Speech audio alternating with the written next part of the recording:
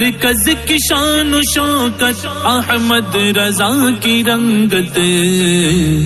علم و ادب کا دھارا ہے جامعہ ہمارا، علم و ادب کا دھارا ہے جامعہ ہمارا۔ بسم اللہ الرحمن الرحیم۔ فهذه الآثار التي ذكرنا تمنع ما توهم من ذهب في تأويل الحديث الأول إلى ما ذكرنا، ولو ثبت ما ذهب إليه من ذلك لاحتمل أن يكون ذلك الحديث كان في حال وجوب الضيافة حين أمر رسول الله صلى الله عليه وسلم بها وأوجبها للمسافرين على من حلوا به۔ ان آثار سے مراد وہ حدیثیں ہیں جن کو حضرت عبداللہ بن عمر، حضرت ابو سعید خدری، حضرت ابو حمید ساعدی، حضرت عمر بن یثربی رضی اللہ تعالی عنہم اجمعین نے روایت کیا ہے۔ اس وجہ سے کہ یہ حدیثیں فریق اول کے مذہب کے خلاف حکم بتا رہی ہیں، کیونکہ ان میں یہ ہے، ان سے یہ معلوم ہو رہا ہے کہ وہ پہلی حدیث حضرت ابو سعید خدری کی وہ حالت ضرورت پر محمول ہے جیسے کہ ہم نے ابھی ذکر کیا، اور ولو ثبتا سے یہ دوسرا جواب بطور تسلیم ہے، بطریق تسلیم دوسرا جواب ہے، اور وہ یہ ہے کہ یوں کہا جائے، اگر ہم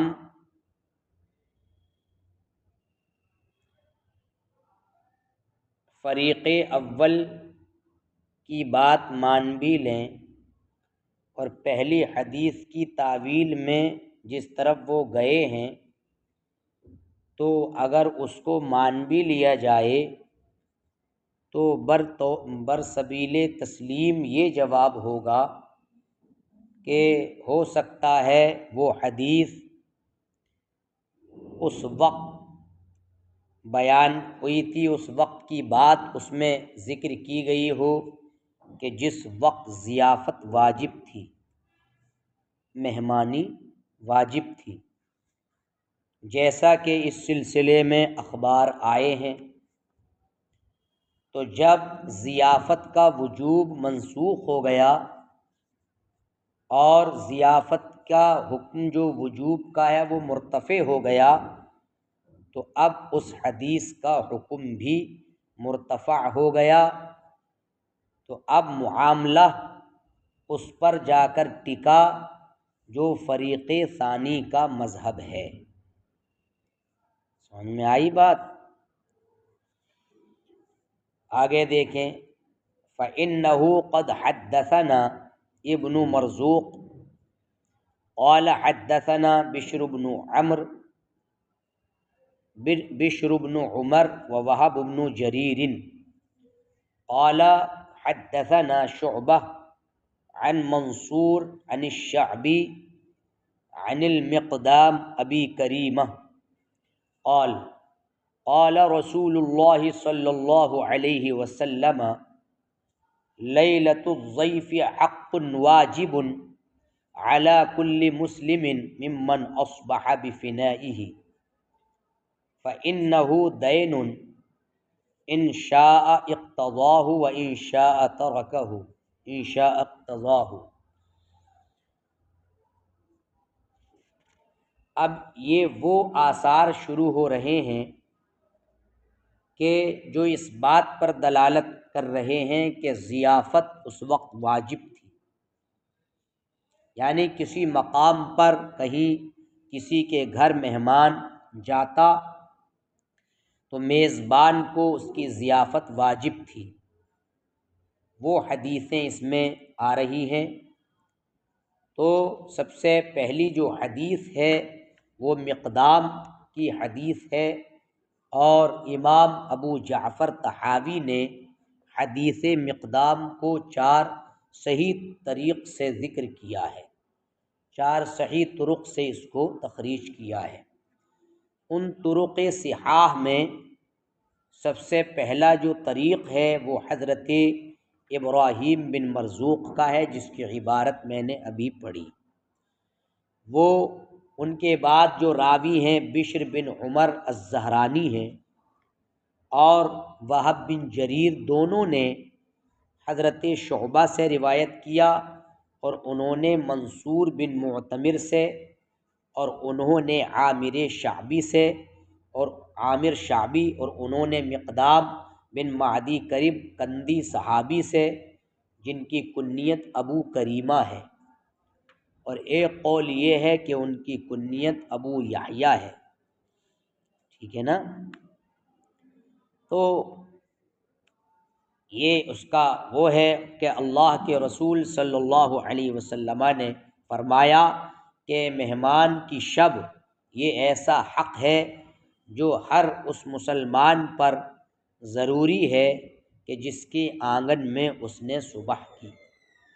کیونکہ یہ دین ہے، چاہے تو اس کو مطالبہ کر کے لے لے اور چاہے تو اس کو چھوڑ دے۔ اس اثر اول کو، پہلے طریق کو، حضرت امام ابو داؤد نے مسدد کے طریق سے ذکر کیا ہے، اور امام ابو جعفر طحاوی نے دوسرا اثر جو ذکر کیا ہے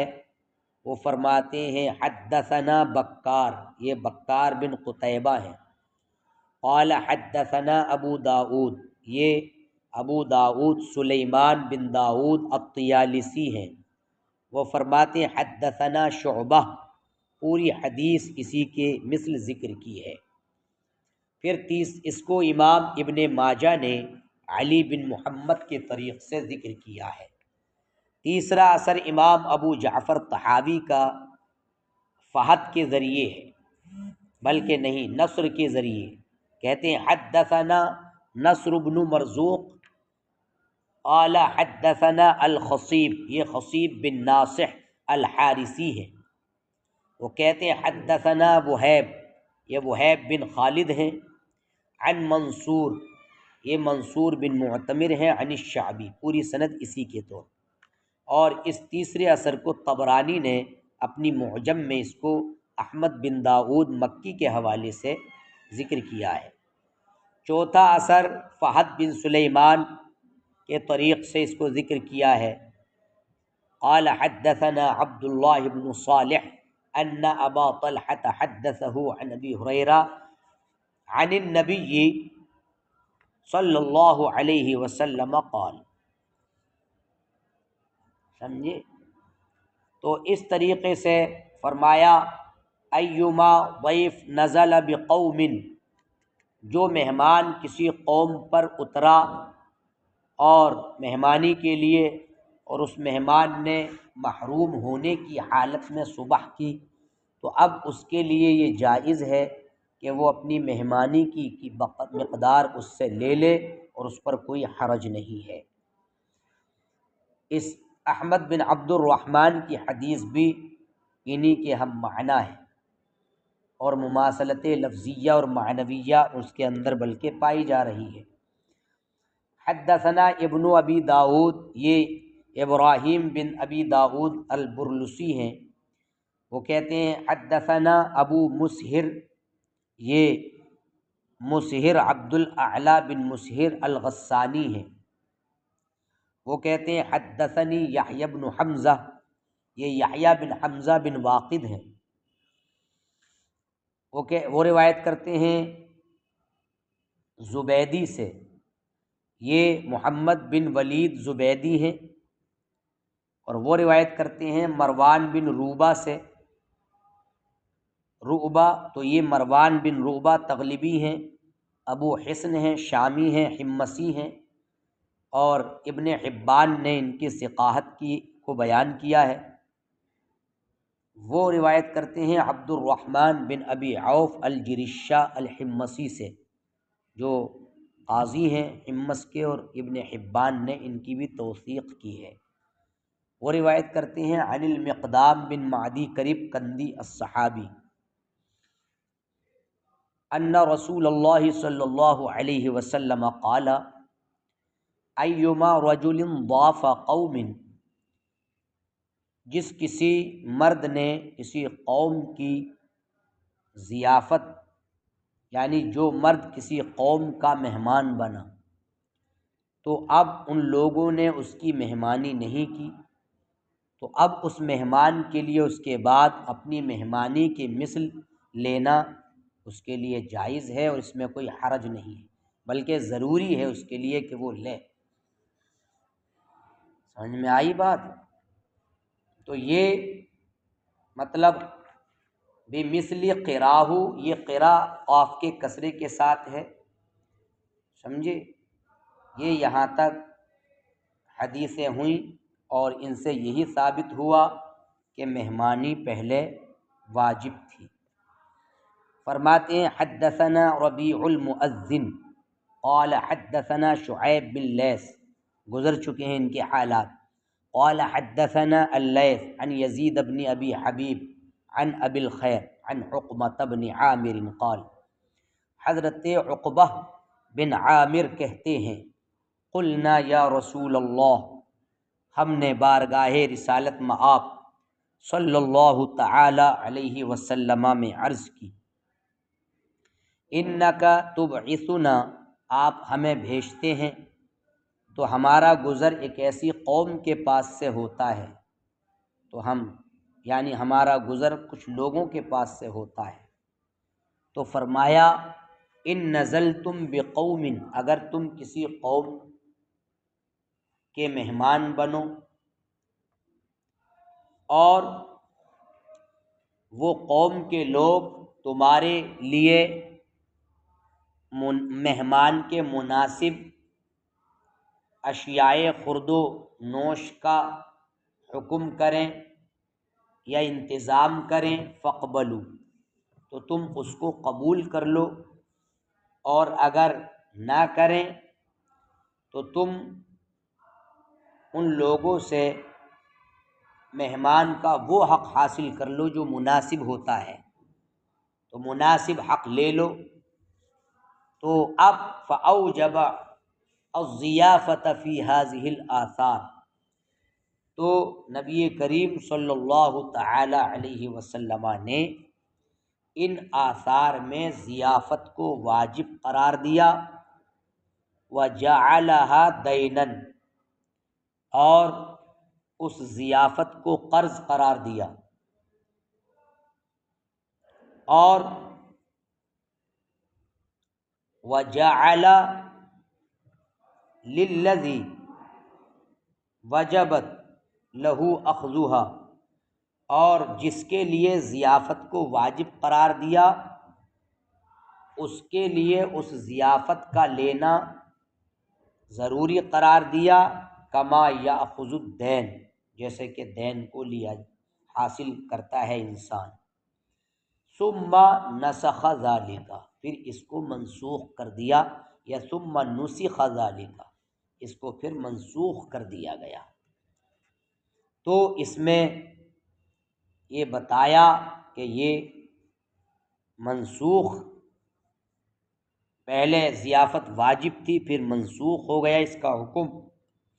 اب جن کا حکم منسوخ ہوا، جن حدیثوں کی بنیاد پر ضیافت کے وجوب کا حکم منسوخ ہوا، تو اب ان کو امام ابو جعفر طحاوی رحمہ اللہ پیش کرتے ہیں۔ چنانچہ وجوب ضیافت کے نسخ کے سلسلے میں یہ حدیث حضرت مقداد بن اسود کی انہوں نے ذکر کی ہے، جس کو امام طحاوی نے دو طریق صحیح طریق سے اس کو روایت کیا۔ پہلا جو طریق ہے وہ حضرت ابو بکرہ بکار قاضی کا ہے، حدثنا ابو بکرہ، یہ ابو بکرہ بکار قاضی ہیں، وہ کہتے ہیں حدثنا ابو داؤد، ہم سے حدیث بیان کی ابو داؤد نے، یہ ابو داؤد سلیمان بن داؤد طیالسی ہیں، وہ کہتے ہیں حدثنا سلیمان بن المغیرہ، وہ روایت ہم سے حدیث بیان کی سلیمان بن مغیرہ قیسی بصری نے۔ حدثنا ثابت، وہ کہتے ہیں ہم سے ثابت نے حدیث بیان کی، ثابت بنانی نے، اور وہ روایت کرتے ہیں عبد الرحمن بن ابی لیلہ سے، اور وہ روایت کرتے ہیں حضرت مقداد ابن الاسود سے، وہ کہتے ہیں جئت انا وصاحب لی، میں اور میرا ایک دوست مطلب حاضر ہوا، سمجھے، اور حتی کادت تذهب اسماعنا وابصارنا من الجوع، یہاں تک کہ قریب تھا کہ ہمارے کان اور ہماری آنکھیں شدت خوف سے ختم ہو جائیں، اتنی بھوک ہم کو ستا رہی تھی۔ فجعلنا نتعرض للناس، تو ہم نے لوگوں کو تعرض کیا، یعنی لوگوں کو مطلب اس معاملے میں بتایا، چھیڑا،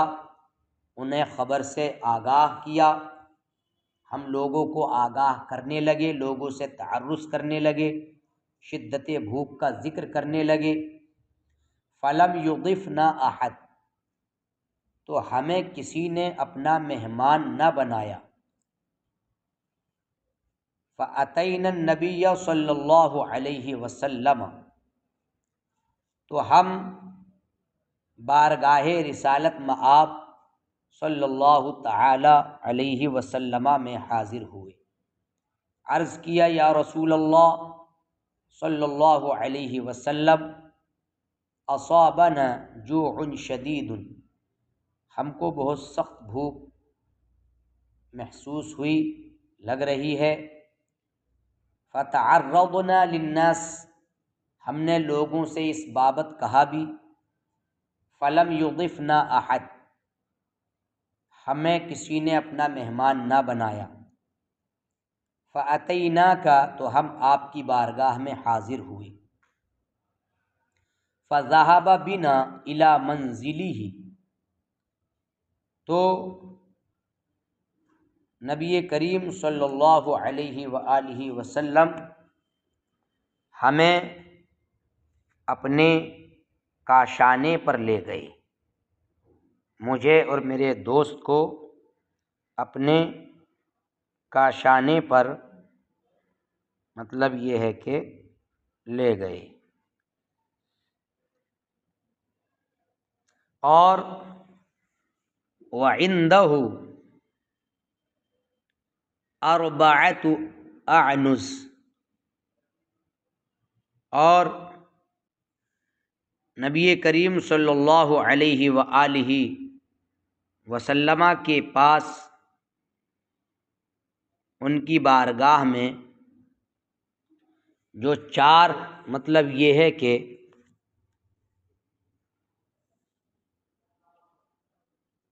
بکری کا چار شانے آپ کے پاس رکھے ہوئے تھے، نہیں، اصل میں اربعۃ اعنز، العنز کا معنی بکری ہوتا ہے، تو وعنده اربعۃ اعنز، آپ کے پاس چار بکریاں تھیں، عنز کی جمع اعنز، ہرنی بھی اس کا دوسرا معنی آتا ہے، اور پانی میں چٹان بھی اس کا تیسرا معنی آتا ہے، اور ریتیلی اور پتھریلی زمین بھی اس کا معنی چوتھا آتا ہے، لیکن یہاں مراد پہلا معنی ہے یعنی بکری۔ تو آپ کے پاس 4 بکریاں تھیں اور ارشاد فرمایا یا مقداد، اے مقداد احلبہن وجزئ اللبن لکل اثنین جزءا، ان کو دولو اور دودھ ہر 2 کو ایک ایک حصہ بانٹ لو۔ اور وذکر حدیثا طویلا، اور پھر پوری حدیث یہ انہوں نے ذکر کی۔ اس حدیث پاک کو جب امام مسلم نے ذکر کیا تو اس کو مطول ذکر کیا ہے، اور ابو بکر بن شیبہ کے حوالے سے مطلب طریق سے اس کو ذکر کیا ہے، سمجھے؟ تو پوری لمبی حدیث یہ مسلم شریف میں مذکور و مستور ہے، اور امام بدر الدین العینی رحمہ اللہ نے بھی اس کو اپنی کتاب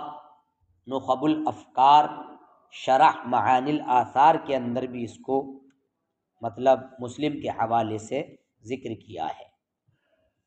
سمجھ میں آئی بات؟ تو دوسرا طریق دیکھیں، دوسرا طریق محمد بن خزیمہ کے حوالے سے ہے۔ حدثنا حجاج بن منہال قال حدثنا حماد، یہ حماد بن سلمہ ہیں، عن ثابت البنانی عن عبد الرحمن بن ابی لیلہ، پوری حدیث پاک اسی کی مثل ہے۔ تو دیکھا افلا ترو، اس حدیث کو امام احمد نے اپنی مسند میں بھی ذکر کیا ہے یزید کے حوالے سے، اور امام احمد نے دوسری جگہ اور تخریج کیا ہے طریق سلیمان بن مغیرہ کے حوالے سے، اور تیسری جگہ عثمان کے طریق سے اس کو ذکر کیا ہے۔ تو افلا ترو، کیا تم نہیں دیکھتے، افلا ترى اصحاب النبی صلی اللہ علیہ وسلم لم یضیفوہم، نبی کریم صلی اللہ علیہ وآلہ وسلم کے اصحاب کو مہمان ان قوم نے نہیں بنایا، جبکہ ان کو کتنی حاجت تھی اس طرف کے جو اس حدیث میں ذکر کیا گیا۔ ثم لم یعنفهم رسول اللہ صلی اللہ علیہ وسلم علی ذلک، پھر اللہ کے رسول سرور دو عالم صلی اللہ تعالی علیہ وسلم نے ان پر سختی نہیں کی اس پر، یعنی کہ اس قوم نے مہمان کیوں نہیں بنایا، اس پر زجر و توبیخ نہیں کی، اس کا مطلب وہ منسوخ ہو چکا وہ حکم ضیافت کے واجب ہونے کا۔ فدل ما ذکرنا، تو ہم نے جو بیان کیا اس نے اس کے نسخ پر دلالت کی کہ لوگوں پر جو ضیافت پہلے واجب تھی۔ وقد ذکرنا فیما تقدم من کتابنا ھذا عن رسول اللہ صلی اللہ علیہ وسلم، اور ہم نے جو گزر چکا ہماری اس کتاب میں، اس میں نبی کریم صلی اللہ علیہ وسلم کی ایک روایت کو بیان کیا کہ مال المسلم علی المسلم کا حرمت دمہ، کہ ایک مسلمان کا مال